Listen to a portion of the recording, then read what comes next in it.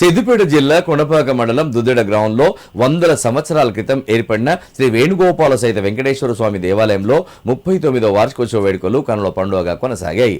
వార్షికోత్సవంలో భాగంగా రెండవ రోజు స్థాపిత దేవత మూలమంత్ర హవనం, కుంకుమార్చన పూజ కార్యక్రమాలు నిర్వహించినట్లు ఆలయ నిర్వాహకులు తెలిపారు.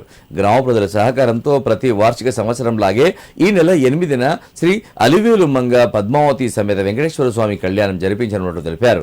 ఈ కళ్యాణ మహోత్సవంలో భక్తులు అధిక సంఖ్యలో పాల్గొని ఆ స్వామి వారి కృపకు పాత్రులు కాగలరని కోరారు.